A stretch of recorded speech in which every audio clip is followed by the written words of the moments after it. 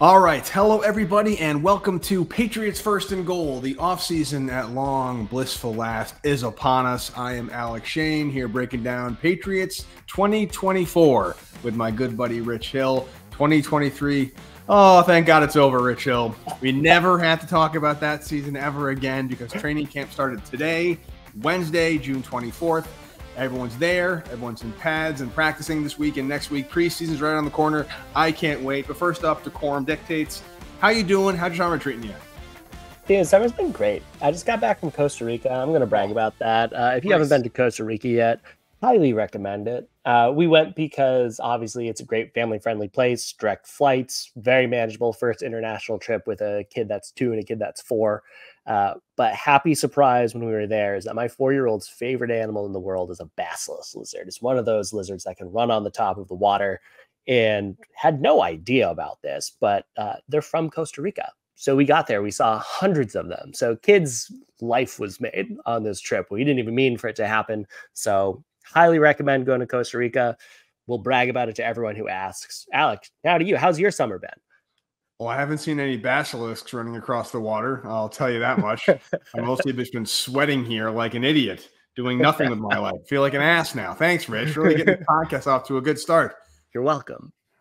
I'll tell you, though, I feel like when you're 4 years old, and I was, your favorite animal is like a lion or a triceratops or something really boring and basic. So good for your kid to actually have a pretty badass and like unique original favorite animal that he's already seen.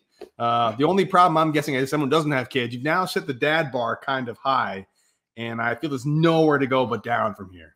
Yeah, no, I mean, it's fair. It's fair. Unless we just go back to Costa Rica every year. Or the alternative is figure out what their favorite animal is and just base on the rest of our lives off of that. That's a very fair option. And, as a dad, it might be worth it. I don't know. That was our first big trip. And if the rest of our lives orient around what their favorite things to do are, I'm here for it. I'm going to lean into it. We just got to make it my job to make them like interesting things.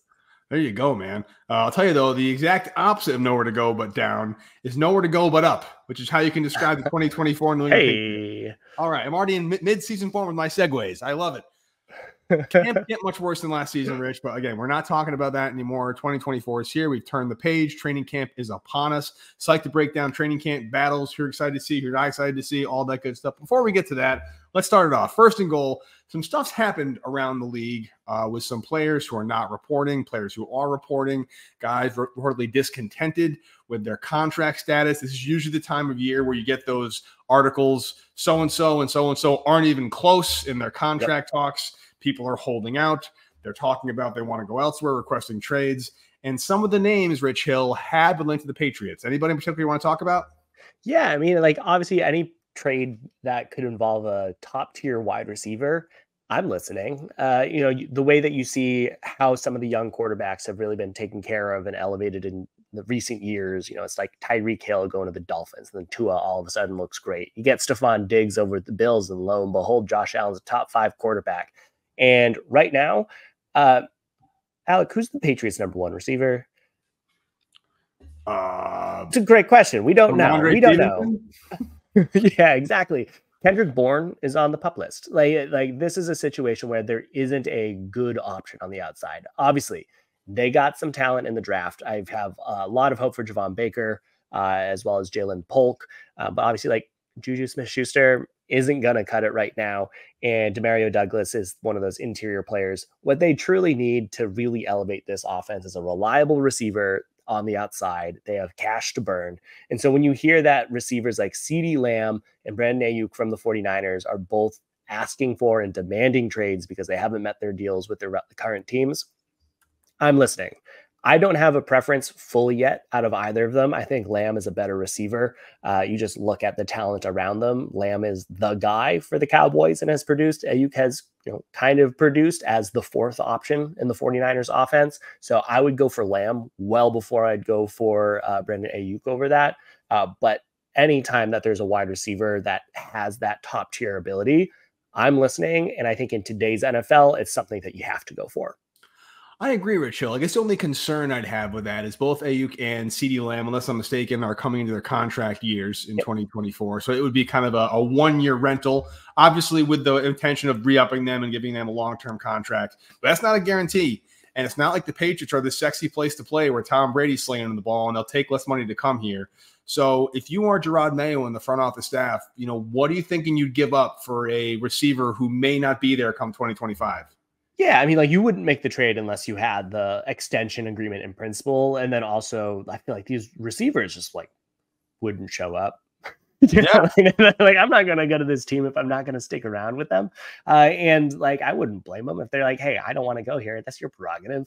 But I feel like for them, they're making it very clear that what they're looking for is that contract, is that long-term security.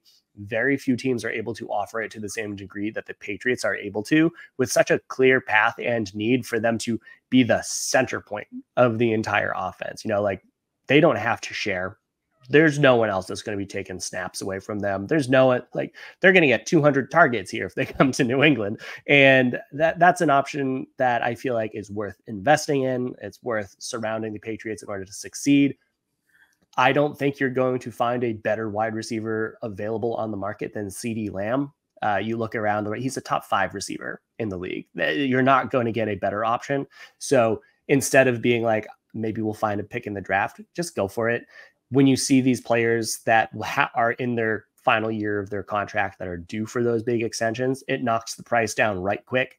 Maybe you even wait till like the first half of the season if there's no deal that's been made, week 1, week 2, week 3 kind of a trade, and then that gets a further discount.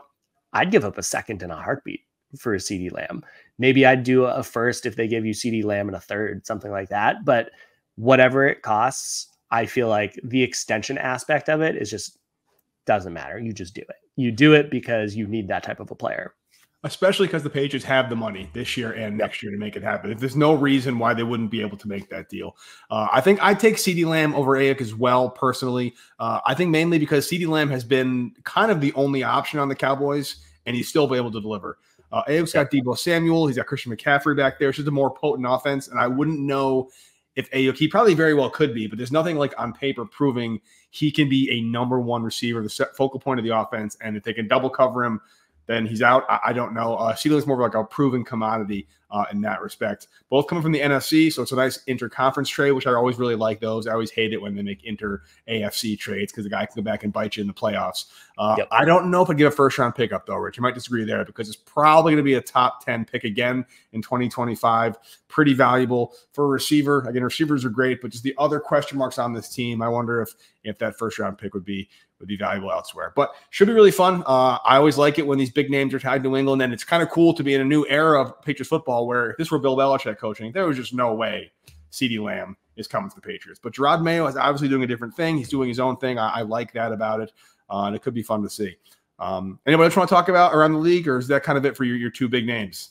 Those are really it. I mean, you don't know who will become available at some point in time. Someone will always be looking for an extension. There's a few number of players like, you got your T. Higgins out there. Amari Cooper is going to be a free agent after next year. And so it can change. There could be younger players that really emerge that are worth trading for, that aren't happy with their current salary, that have that top tier ability, or, like they might emerge. One thing that I would look for is a tight end. Just like when you think of what is an effective team building approach, like Hunter Henry, solid as it gets. Austin Hooper, fine. I'm cool with that.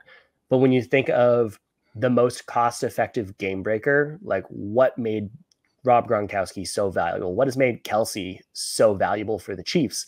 It's that tight ends don't get paid as much as wide receivers. They just simply don't. And so if you're looking to have a cost-effective way to build the team, get a top-tier talent into your offense that can make a huge difference in the passing game and also contribute in on the running game in a way that a wide receiver can't, you got to go for it. That said, there's not a lot of them. There's not a lot of really good options, so good luck finding them, but I would just keep my ear to the ground in case someone ever becomes available. Just so you know, a 2025 free agent to keep an eye on, Pharaoh Brown of the Seattle Seahawks. He'll be back on the market in 2025. Everyone's get him again. I miss that guy. But yeah, I mean, there really isn't. I mean, there's Travis Kelce, but he's kind of on the back end of his career. He's not going anywhere. And there's like, I guess maybe Tyler Conklin might be available from the Jets. But there isn't going to be like this marquee free agent that you're going to have to sign on the tight end. So that's going to be one of those things you kind of just find a plug and play fit kind of guy. I want to talk about the tight ends a little later in the podcast, Rich. It's one of the more exciting camp narratives, I think, of 2024. We'll move to second down here. Second and goal, Rich. We talked about around the league, what's been going on in the NFL. Before we get into training camp itself, there's some Patriots housekeeping we've got to take care of. We got some guys in the PUP list. We've got Matthew Judon contract extensions going on. There's some interesting kind of back and forth with him and his team. The good news is he is reporting to camp. All signs point to him being able to play. I personally am fairly confident that he will reach a deal with New England. He seems to like playing here. He's been the best recruiter for this team since he got here on social media, trying to get everybody to come to New England. He's failed miserably, but the effort is there, which I respect. But are you worried at all? I know there's always, the clickbaity narratives about they're going to trade him or he's disgruntled, but I don't see any reason why Judon won't be a Patriot for the next 3 or 4 years. Yeah, I mean, you look at how have the Patriots been spending their money this offseason. They've been giving it to the people that they want in the building. Like they're the players that they've performed well for the Patriots, so give them the money. It doesn't really matter where it falls, but like it's going to be reasonable. Give him the extension. And Judon falls into that category of when he's healthy, when he was available, top 10 player in his position in the entire league, if not, top 8. And obviously, you got to see if he has it. Like that's one where if he weren't coming off an injury, maybe. They brought back Kendrick Bourne coming off of an injury, but it's because he's getting paid pennies. Very high incentive. Like with Judon, what is he looking for? What's the distance in between? What's the guaranteed money that he's looking for? What's the incentive option that he's okay with? All of those come down. And quite frankly, he's got to prove it on the field. That's what it comes down to. I would love to have him around, but I also understand the team's hesitancy in giving an aging pass rusher a bigger deal coming off of an injury, not knowing how he's going to look. If he reaches, week 8, he looks like the same Judon that we know and love, he's going to get the bag plus some because they're going to have to pay him more for having not signed him earlier. But if he comes back and you're like, oh, there's a little rust, he's a little middling, maybe they reach a different middle ground. And so for that, I completely understand waiting, even though I want him around.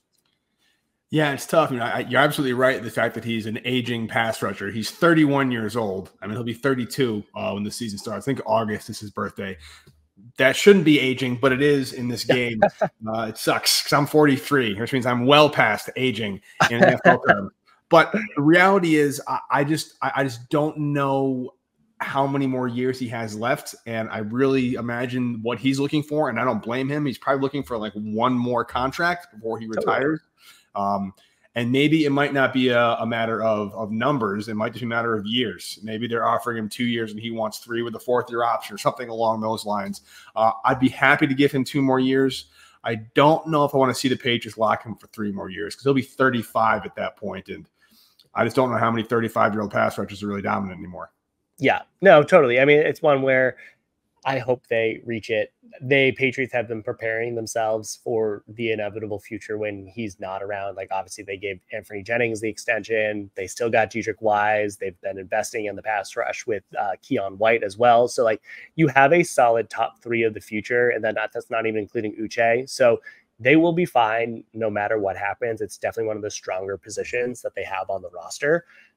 What they're really just deciding is like, do you want this team leader around? Is this someone that is worth paying to keep around to lead them into the future? And like, if he was on the offensive side of the ball, I feel like he would have gotten the contract by now. If he were like the David Andrews-esque, he's the veteran stalwart on the offensive side that has no identity, that's trying to figure out who they want to be under this, new Drake May future.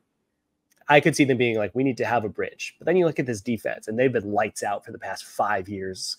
And they have so many really, really, really good players and really good young players that can be considered leaders for the future, where there's not a dearth of people who could actually step up into that role. And so I can see them being like, it's not like we're losing Matthew Slater or Devin McCourty on this one, where I don't think that there's a vocal enough person in the secondary to take over for McCourty. With Judon goes, like they have the people. And so I feel like there's less of a pressure to get it done than it is at any other position on the roster. It is one of the deeper ones on the roster, which is nice. But yeah, I think Jordan's quickly become a fan favorite. People love him. Totally. The red sleeves are just awesome. He came and made such a massive impact his first year. It's just so rare in the Bill Belichick era that he makes a big splashy free agent signing, and it really works out. It worked out with Stephon Gilmore, worked out with Judon. You just don't see it that often. You usually see these second, third day guys that are good, solid contributors, but they're never like that fun high you get when you see a new player on your team. We'll see what happens with him. Again, I think you're right. He'll be around. It's just a matter of time and figuring things out. But there are some other guys, Rich, that started the season on the PUP list here in New England. We've got Kendrick Bourne still working out his knee from last year. We've got Cole Strange, who is still working out a knee injury as well. Jake Andrews was placed on the PUP list for an undisclosed reason that may be a fast track to the Foxboro flu. We'll see. Sion Tataki, I think I pronounced that correctly. He's on the PUP list. Terrell Jennings and Jalen Hurd is on the reserve list. Anybody else I missed here? They have Antonio Gibson's on the NFI list. NFI, but that is not public yet. It should be back pretty soon, I believe. Any of these injuries a concern to you, Rich Hill, or you think it's all just taking precautions? I mean, definitely taking precautions. And we've talked a lot about how Cole Strange, he's suffered a late season injury. Who knows when he's going to be back? Like this was expected that he wouldn't be around for the start of the season, but very clearly this is a significant impact on his time with the Patriots, his ability to be on the field, gives the Patriots a lot of opportunity to find his replacement, whether it's going to be Mafi, City Sal, like whoever is going to take over that left guard spot, they're going to get time to really solidify themselves. And you don't rotate your offensive line when Cole Strange is projected to return unless something's going drastically wrong. And so I think the writing's on the wall that this is the end of the line for Cole Strange with the Patriots. Maybe he'll be a depth player, but he'll probably find a different opportunity somewhere else. But then that's the only real one. Like, obviously it's a little disappointing that Jake Andrews is on that list. We want to have him truly be competing, but Patriots, as we've talked about also on previous podcasts, they've invested so many picks on their offensive interior. He's just a drop in the bucket that if he doesn't pan out, they have 4 other mid-round picks on the interior line that have an opportunity to win a starting job. Rich, where would you say, this is kind of off topic, but you brought it up a little bit. So where would you say Cole Strange ranks on the, I guess, Venn diagram of a draft bust and like a head scratching Bill Belichick pick? Is he like right in the middle as like the weirdest combination of what the hell was that and bust that you've ever seen? Because so like when you think of who are the biggest busts, you go Razai Dowling, you go Dominique Easley. Who are the other big busts that I'm forgetting? People are talking about Jordan Richards, but I still say he's not a draft bust. That wasn't his fault. He had no business being drafted in the second round. That's not on him. Totally. N'Keal Harry is up there as a draft bust. Obviously, Cyrus Jones is one. I would say the biggest ones are the ones that we touched on. I think based off of the numbers, Razai Dowling is the biggest one. 33rd overall pick, only played 12 games. Then you have Dominique Easley, but like that was one that I got. I understood that one. He played enough, and this idea of like he was a top 5 pick if he was healthy. So you take that chance if you can get that game breaker. And then obviously you have those like second round, like Cyrus Jones, Jordan Richards, as you said, but he was a big contributor on that one. Tavon Wilson, a lot of those DBs that contributed on special teams. Duke Dawson would be a big bust on that one. But I would say from a head scratching perspective, there weren't a lot of those. Like I got the Dowling pick. A lot of these are like injury related picks that like it derailed their careers. I would say Tavon Wilson was the biggest, like, what are you doing picking this person who's not in the top 300 of the average draft board? But, like even Duke Dawson was a 3rd round pick prospect. That's fine. Whatever. You get him in the 2nd round. N'Keal Harry, he was a top 40 prospect. That's fine. That's okay. Mac Jones, you go for it. He did a good job. With Cole Strange, I agree with you. He is that exact, like wasn't a top 100 prospect kind of thing, or he was like a mid 3rd round, so I guess that puts him in like the 70s to 80s. And like, why are you taking him in the 1st? That makes no sense. Not just from a positional rank, like where does he rank, from a role position. Why are you taking a guard that early when you have shown time and time again that you can get serviceable, if not very good guards, if you can develop them in the 5th and 6th round overall. You know, you got your Ted Karras. Why don't you just give him an extra $1 million and you have an above average starter for a very team-friendly contract? And you already had Shaq Mason. So, like, what are you doing? I think there were so many circumstances around that Cole Strange pick that just didn't make any sense whatsoever from a how do you build a good team perspective. Never mind, you know, bringing in Matt Patricia, switching the offensive scheme and then switching back and it's going back again. So all of those, the process didn't make sense. And then the performance on the field, absolute bust on that one. Well, yeah, you know, it's like when you go into it being like, you never had a chance. You're performing exactly what we thought. Maybe Tyquan Thornton, and they went back to back on that, is another player that you looked at and you're like, of course he's not going to work. Right. Of course he's not going to work. And then lo and behold, they didn't. You know, Cole Strange at his best was below average. And it's one where the writing was there from day one. Process was bad. They had bad process on it. So I feel like Strange is the like poster child for that draft bust head scratcher. Why? Yes. Again, he's the only draft pick in recent memory I can think of where there wasn't even any highlight footage of him. It was like just still images of him just like standing there because they had no clue he was coming. The good news is, Rich Hill, there are hopefully plenty of non-busts on the roster, especially this draft class we're all excited about. We're going to see them in action in the coming weeks in training camp and preseason, regular season. So let's talk about training camp, Rich Hill. 3rd and goal coming up after this. You know, there was nothing better during the summer than experiencing a sunny afternoon at the ballpark or maybe a nice summer evening, catching a ball game live in person, not streaming, not on your phone, not on the radio, not on the TV. You know, I remember driving down from Maine every summer. It was a big deal. We get tickets to see the Red Sox at Fenway Park. And I just remember seeing the green grass as you'd walk up through the tunnel. It was like heaven. And I want you to have the same feeling. So go download the Game Time app and go see a game. Game Time is an authorized ticket marketplace of Major League Baseball, so it's really easy to use. You can get your tickets faster and easier. Plus, as you get closer to the first pitch, the prices on Game Time actually go down. They have killer last-minute deals. They have the lowest price guarantee, and you can check out the view from your seats. Now, it's really easy. You just go to your phone, you download the Game Time app, you scan it, and you can see there are great seats to the Sox and the Yankees, or if you want that down-home minor league feeling, you can go see the Woo Sox or your favorite minor league club that's close to you. You know, I go to Worcester and Polo Park. It is a great place to take the family to see a game. Very economical, too. Plus, Game Time also has great deals on the New England Revolution and Patriot preseason games. You can get last-minute deals and save up to 60% off on sports, concerts, comedy, and theater. You can save even more when you choose the section and you let Game Time choose the seats. You always get the lowest price guarantee, or Game Time will credit 110% of the difference.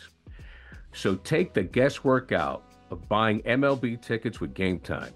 Download the Game Time app today, create an account, and use code CLNS for $20 off your first purchase. Terms apply. Again, create an account and redeem code CLNS for $20 off. Download the Game Time app today. Last minute tickets, lowest prices, guaranteed. All right, Rich, it is training camp. They have all reported. They're not getting too serious yet, still easing into the swing of things, but there are a ton of camp battles I'd love to talk to you about. Obviously, the big one we've all been talking about all offseason is Drake May versus Jacoby Brissett, the quarterback. Who's going to start day one? Who's going to start week one? We've all kind of talked about that one ad nauseum. But for 3rd and goal, we'll stick on the offensive side of the ball. Which non-quarterback positional battle are you most excited to see?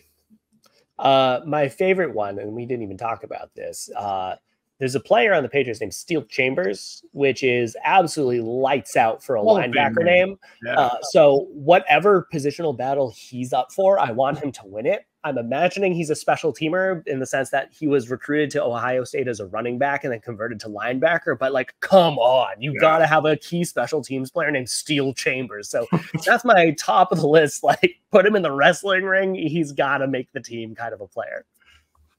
That is awesome. I thought Rowdy Beers, the Florida tight end, was a great name, but Steel Chambers is a Hall of Fame football name. I love it.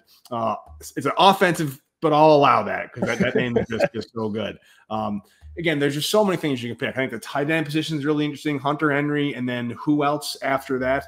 I know that the Patriots, they brought in the guy from Cleveland. They brought in, what's his name? You just thought Austin Hooper from Cleveland. Yep. They've got LaMichael Petaway. They've got Jacob Warren. They've got a whole lot of nobody, basically. And Jaheim Bell, I believe, is the other one they have. Yep. And so I'm very curious to see that one. But the one I'm actually going to pick is the most intriguing camp battle for me, even though there's already got the top of the roster set, running back. Yeah, totally. I think Ramondre Stevenson is the RB1, but they have a lot of interesting names. They have Kevin Harris, Antonio Gibson, which I think was a great move. I really enjoy that signing. Terrell Jennings. They've got Deshaun Fairwick. I think there's a lot of guys that they can bring in.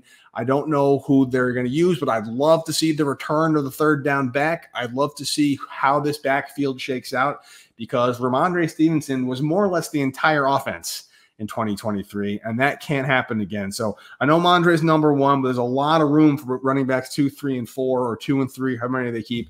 It's it should be a lot of fun to watch. Yeah, totally. I mean, like the running back room, you have a very clear path to the field. Like obviously, hopefully Gibson can return soon, but Stevenson and Gibson are your top two.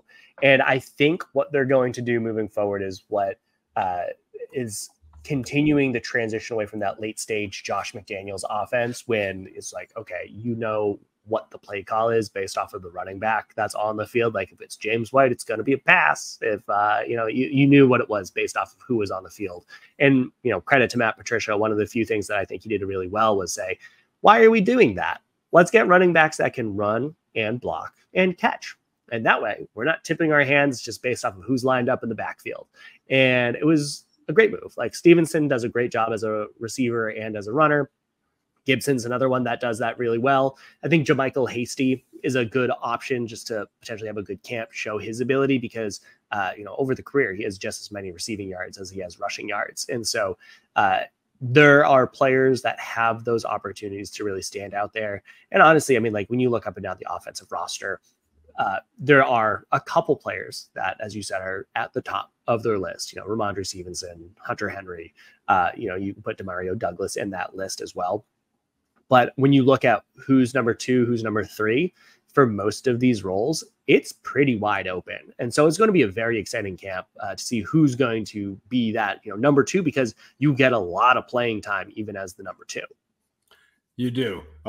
We should also talk a little bit about something we touched on earlier in the podcast, Rich, which is the wide receiver position. If you had to guess right now, don't cheat and don't count, how many wide receivers the Patriots currently have on their roster? Do you have like 12? That's exactly correct. They have 12 wide receivers.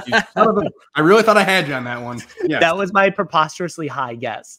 That's exactly right. There are currently 12 wide receivers on this roster. And honestly, I think the only one who I think is 1,000% guaranteed a roster spot is Demario Douglas. Kendrick Bourne, I'm sure, but if he got like a surprise cut, it wouldn't be like just a massive mind-blowing thing. Maybe his knee's not there. Maybe he'll always be traded. I think Demario Douglas is the only like absolute bona fide roster lock. And then there's a whole lot of maybes. And Javon Baker, the rookies, of course, are gonna stick around. But in terms of the non-rookie players, I think there's kind of Demario Douglas and a whole lot of what's. So I'll be very curious to see how that training room shakes out. Totally. And I mean, it's very reminiscent to me of how Bill Belichick was trying to address the tackle position in recent years of being like, let me get 6 players that when they've played in the past, they've been playable. And maybe in this environment, maybe with more reliable playing time, maybe they'll become above average, or maybe with the right coaching, they can come to the next level. And I think when you look at this wide receiver and also the tight end room, we can lump those together. You have Hunter Henry, when he's available, he's top 12 tight end in the league, but like, middle of the road as far as it goes, but there aren't a lot of great tight ends. And then you have Austin Hooper, who can like catch the ball when he's in this, Van Pelt offense. And so he's been able to produce in this in the past, but outside of it, pretty mediocre. And you look up and down this wide receiver room. I agree. Demario Douglas, the only one that's both proven and is someone that I am looking forward to seeing not just replicate, but grow from what they did last year. for players like Juju Smith-Schuster, Tyquan Thornton, Rieger, Boutte, I'm just hoping that they can do something this year. KJ Osborne is one that I think has a real chance to be a dark horse contributor, just because of how he did really well with the Vikings whenever there was an injury to a receiver in front of him. And so he was obviously just in a difficult spot where there's just a lot of talent on that Vikings roster. And now that he has a more clear path to the field, maybe he could do something. Also, if he does absolutely nothing in his cut, I wouldn't be surprised either. And so I'm with you on this. I think that there's one player that I am expecting to be a big contributor and is a lock to make the roster into Demario Douglas. I have two players that are locks to make the roster, but I don't know how much they're going to contribute in Polk and Baker. And then everything else is a grab bag of who knows. Yeah, it's funny. I think the four names you listed, Smith-Schuster, Rieger, Tyquan Thornton, and who's Boutte. I feel like maybe there's room for two of those guys tops. And it's probably Juju and Boutte if I had to guess. But if one of them got kept or all of them got cut, it wouldn't be surprising. The cool thing about this season is, again, the expectations aren't great. Yeah. And I feel like that every year, Rich Hill, there's always this player that comes out in the preseason and tears it up, and everyone's excited about him. And he has 149 receiving yards in week 1 of the preseason, and he's the steal of the draft, or he's this amazing signing, and then he disappears forever. But this year, they might be so depleted by talent that you could actually make an impact being that 150-yard first week of the preseason receiver. So it's wide open for anybody that wants to take it. Well, like, how many times did that player get buried because, like, they didn't have a rapport with Tom, or it was just like, well, like, they did a really good job, but Edelman's ahead of you in the depth chart. And, like, obviously Edelman's better. So, like, there's no reason for you to actually take the field. So even though, like, DJ Foster was super exciting and I really enjoyed watching him in the preseason, there's just, like, there's better players in front of you, and that's okay. But now there aren't better players. So, like, yeah, let's see what you can carry forward. And I think just because it's so devoid of expectations this year, that there's going to be a long runway for the let's see what we got kind of a player, where I feel like, and I wouldn't be surprised if a lot of the coaching decisions this year were based off of, let's figure out if these young players that we added to the roster can do anything. We have set our floor with these veterans that we've brought on. Like, you have to be better than KJ Osborne to take the field. That's a fine threshold to have. Same with, with Drake May. He has to be better than Jacoby Brissett to take the field. That's fine. There has to be a floor somewhere. But if you have reached that floor, I'm imagining that a lot of these young players will have massive runway to really prove themselves, unless, then all of a sudden, wait, you're below that floor, you can't play anymore. So I think that we'll get a big opportunity, especially on offense, to let the younger players, we'll get a lot of Polk, we'll get a lot of Baker. And I think that the two of them plus Demario Douglas will get a lot of run this year. Yeah, I mean, I think the preseason games are going to matter way more than they have any business mattering, honestly, because, like, they're going to be as close to game time as you're going to see for guys that have a wide open chance. There's not really, again, like I said, there's not other than Demario Douglas, if any of these guys made the team, not surprised. If I didn't even get cut, not surprised. I imagine David Wallace is way on the outside looking in, but hey, you never know. You just never know, and there's always time for special teams. But, yeah, I think offense is definitely where all the fun is going to be in terms of narrative and training camp battles and who's going to get what. And, the bar was set just so low last year and nowhere to go but up, like I said earlier. 4th and goal, Rich Hill. Let's close out with the defense. The defense is pretty well established. There's obviously a couple pieces to fill in. A couple of guys departed. A couple of guys came in. I'm very excited to see Christian Gonzalez back on the field. His rookie season was cut short after so much promise. A lot of fun things happening. Perhaps in the last reminiscence of the Bill Belichick run defense, you're 1 for 1 for my questions here. How many cornerbacks the Patriots have on the roster? Don't cheat. How many do you think they have? Cornerbacks? 12? Again, using the same number. 11. So close. If you say how many defensive backs, I'd be like probably 20 if I had to guess. But there are 11 listed cornerbacks on the field. I think the top is pretty well set. Again, I think Gonzalez is a lock. I think Jonathan Jones is a lock. I think that Marcus Jones is a lock. And after that, I don't know. So what are your thoughts on the cornerback room right now? I mean, I think it's good. They are in a position of strength. I think what we've seen from the reports, Wednesday was the very first day of training camp practice, and Jonathan Jones lined up across from Christian Gonzalez, and they both looked really good. And when they're both healthy, they are a great wide cornerback tandem because they match up really well against a lot of different wide receiver types. Gonzalez is your premier, can cover anyone, kind of a wide cornerback. And then you have Jonathan Jones, who can cover any of those speedsters. And so together, they map up pretty well against any sort of wide receiver combination, unless it's like the Chargers style basketball, in which case you got to figure out if like Alex Austin can line up opposite of Gonzalez on the outside. And I think he can. I think that there's a lot of good depth here. I think there were, if I had to name like the surprise contributor over the last 4 games of the season last year, where I'd be like, they earned another contract, or like they earned some playing time, it would be Alex Austin. He was someone who just came out of nowhere after all the injuries to their secondary, and then he was playing on the outside, and you're like, oh, I feel like you're better than anyone expected, right? Am I confused because of how bad the Patriots have been overall? But you look really good. And so I wouldn't be surprised if he is a big contributor. Obviously, Marcus Jones coming back from injuries. And I know that the team has a lot of love for Sean Wade. And I think in certain scenarios he's done well. But I wouldn't count out Dial, their 6th round pick, their only defensive pick in this draft, although he's more likely to be a practice squad candidate. But the path truly to make the roster out of that cornerback room, if you're not in the top 4, is you have to be a speedster on special teams. And that's where players like Isaiah Bolden really have the inside lane to make the roster, because they are those physical phenoms that can really just make the special teams, get some opportunities on defense if there's an injury, but actually make the team just based off their special teams prowess. Special teams is how so many guys work their way onto the roster. That's really where a lot of these last kind of spots are going to come in.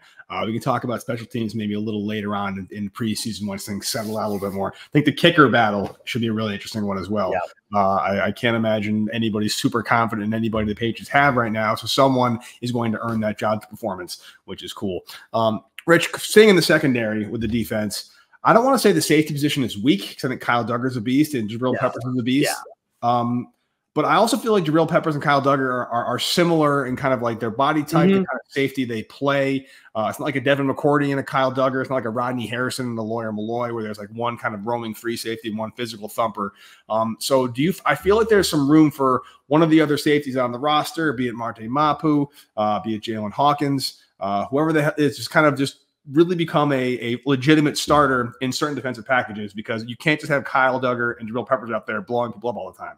Yeah, I mean, Hawkins is going to be that third one out there. I wouldn't be surprised if he has that Daron Harmon style role in that secondary of coming in on those 3 safety packages, roaming the deep area. I do think that the Patriots like the interchangeability of Duggar and Peppers. I think that they played Peppers deeper than I expected last year relative to Duggar. Even though I would have said that Peppers is a lock to be your Patrick Chung-esque middle, linebacker star kind of a player. And then Duggar does really well in that middle level where he's not necessarily in the box all the time, but he gets to cover the tight ends. He can go deep sometimes. But if I had to layer the safeties, I'd have Hawkins deep, I'd have Duggar in the middle, and I have Peppers closer to the line. I don't know what they're planning to do on that front. I think that they have the talent to allow them to operate as such. But when you have your base 2 safety packages, I think they like the idea that Peppers and Duggar can both get in the mix. They're both really good against the run. They both have the ability to cover tight ends and running backs. Neither of them are really good deep. And that's the question and concern of what happens there. And I think that's when, okay, maybe you just run cover 2. If you're concerned that they're going to take the top off of the defense, you just go cover 2. And that kind of helps you to some extent. And I would love to see some younger player really emerge as the, you're the true deep safety in the way that we're used to seeing Devin McCourty out there. But there aren't a lot of really good safety tandems in the league. And so if, every team has a flaw in your secondary, or if every team has a flaw at that safety role, then having a combo like Peppers and Duggar that are both really good top tier players, I can live with that. Yeah, I can live with that too. I'll tell you what's not going to be that deep roaming safety is Mapu. There's just no way. He's like 6'4", 235. He just can't be the guy. He's more like a linebacker. Yeah. But I do think the spot for him on this team, but I don't know if he's really going to be. He's really more a linebacker than a safety. I think he could be the next Patrick Chung once Jabril Peppers moves on. Speaking of linebackers, Rich Hill, last quiz of the day, I promise. How many linebackers currently on the roster? Not including Mapu, who's just listed as a safety. I say, are we counting like edge players like Judon and stuff like that? And, yeah, let's count a lot. I will allow some leeway depending if you want to count Judon and whatnot. Gotcha. So in my head, I'm not going to count Judon. I'm not counting Jennings, not counting Uche, not counting Wise and Keon White, because I feel like those are your edge players. There's probably outside of them maybe 9 linebackers, including my guy Steel Chambers.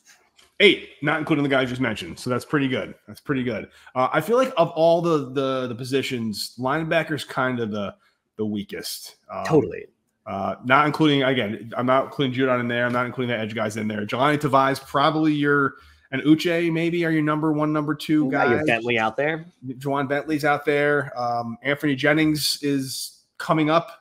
But these guys aren't striking fear in anybody in any capacity. And it's funny because for the longest time, that's kind of the Bill Belichick defense lived and died by their linebacker core. They were rangy, cerebral guys. They could play both positions, hand on the line or play outside. So, again, I think that the top of the linebackers are pretty set. I think Chavai, Juwan Bentley, Jennings, Uche are kind of your top 3 in like a 4-3 base. But I think there's going to be a lot of room to make the team as a linebacker, both as like a sub-package linebacker, and linebackers are great special teamers. So we're probably going to see a lot of linebackers take the final cut if I had to guess. Oh, totally. And I mean, Patriots need to improve on special teams. Like that was the absolute most unacceptable performance over the past 2 years, just how bad the Patriots special teams unit has been. And that wins games. Like that is something that Bill Belichick always got right, is those hidden yards on the margins, the ability to get 10 extra yards or stop 10 extra yards through special teams over the course of the game really does matter, because games are decided by a possession or two 95% of the time.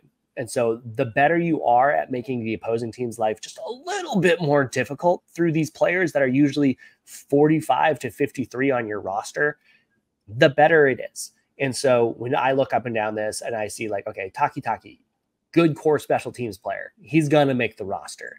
And you look at, some of the other players, whether it's Giles Harris or Jimenez, McMillan, who was not, been coming back from an injury.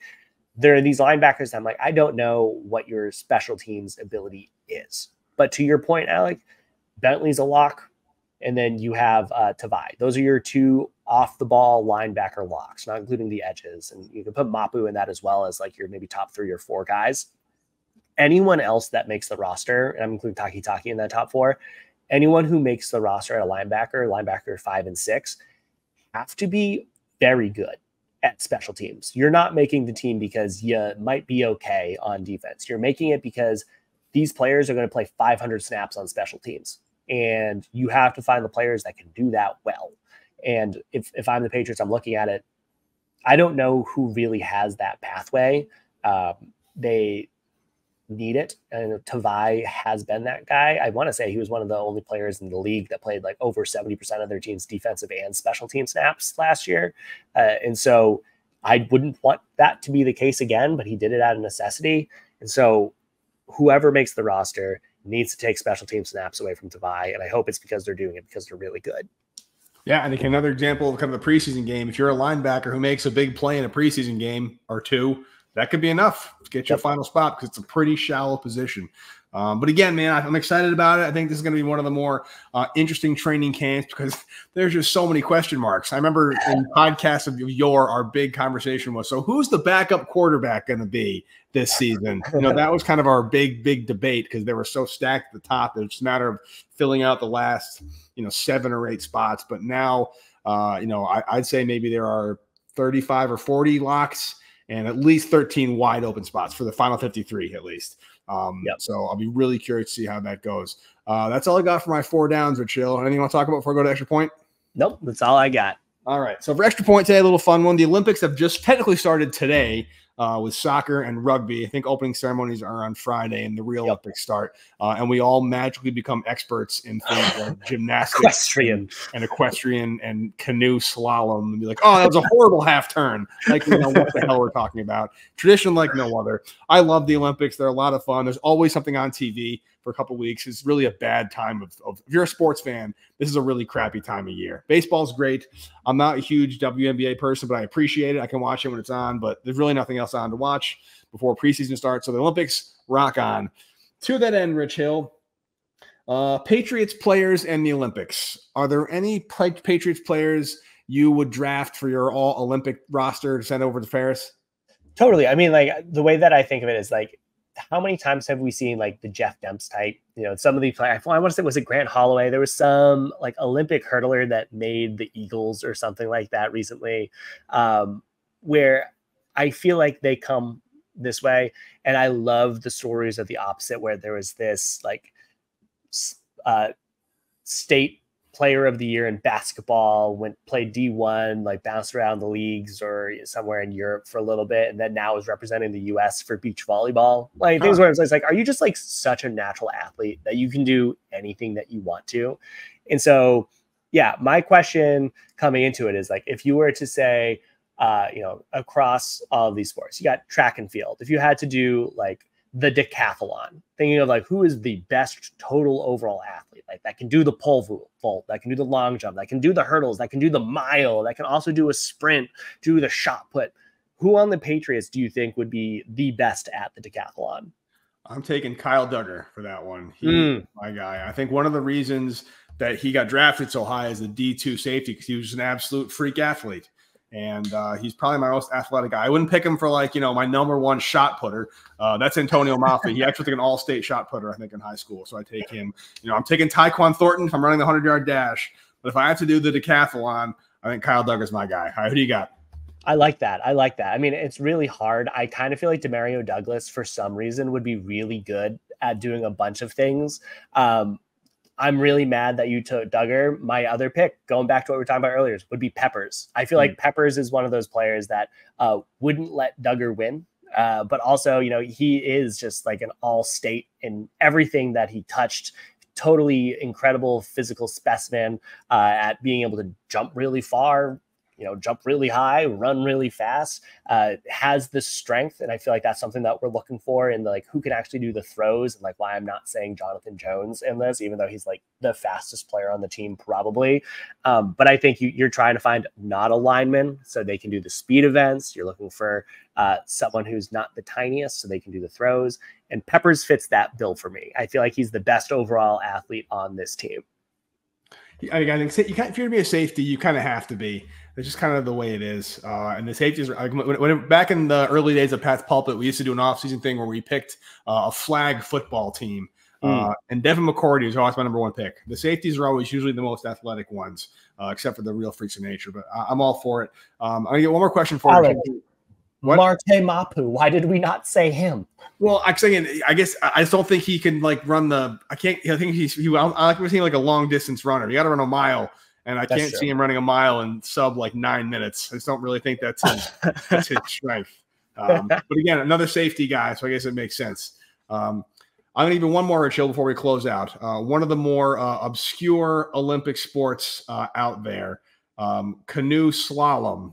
Do you know what that is? I mean, it's pretty self-explanatory. You go through a kayak and you slalom down. It became an Olympic sport a couple of years ago. It's maybe the second or third time it's in there. You get in a kayak and you have to ski basically with your kayak in and out a rapid. Which Patriot are you picking for the canoe slalom? Okay, I feel like you have to be a little bit crazy to do that, though, right? I feel like that's not a sport for the faint of heart. It's not for a sport for the people who are like, I like to be nice and neat. Like, I feel like you gotta be a little off your chain to be like, yeah, canoe slalom. That's my thing. You go up there with like the luge or the skeleton. I'm like, who decided this? Who chose to do this? And additionally, one of my favorite things about the Olympics is that the local team or the host nations get to choose a couple sports that they're like, we're gonna throw this into the Olympics this year. Like, like breakdancing, I think, is one of them this year for the U.S. when we host in 2028. It's like going to be flag football, and so you get to choose whatever your culture is. So whoever was like fighting for like canoe slalom, gotta have it. We gotta have this in the Olympics. There's a whole culture going for it. I want to know who was fighting for it. But if I were to choose someone, I'd be like historical Patriots. I feel like you would have like the Rodney Harrisons of the ones like who are the people that would be just like, I dislocated my shoulder. I'm going to go like this, and then I'm going to tackle someone like Dante Hightower. Give me that type of a person in this, because I feel like you got to be a little bit like, okay, I'm going to chew through these rapids. I don't know who on the Patriots is that person right now. I might have to go with someone like on the defensive line. I could see it being like a Keon White, of someone who's just like, you're a freak athlete. Like they're dropping him into coverage this year. Like that's something that Dietrich Wise mentioned at training camp, is that they have a whole bunch planned for Keon White in their defensive packages. And he might be dropping back because he can do it. And he's someone that I'm like, I would not want to have to, go against Keon White in canoe slalom. So I'm going with him. All right. I will. That makes sense. I think also maybe you have the, I don't know if you played Super Mario Kart as a kid for Super Nintendo, but like Donkey Kong and Bowser, they had the highest top speed, because once all that weight got going, Keon White going downhill would like help the momentum go. I'm going to go kind of the opposite direction. I would imagine canoe slalom, you have to be kind of a nut job to do it, and you have to be really, really serious about it and get really laser focused on like ridiculous details where like nothing really makes any sense. I can just see Chad Ryland just getting really, really into canoe slalom and just like dedicating his life to it and pulling like a Giovanni Carmazzo from the 2000 draft. And like, he's like a goat herder in San Francisco now. Like I can see him like getting cut from the Patriots, getting really, really into canoe slalom. And like 2032, we just see him competing for the USA for no reason.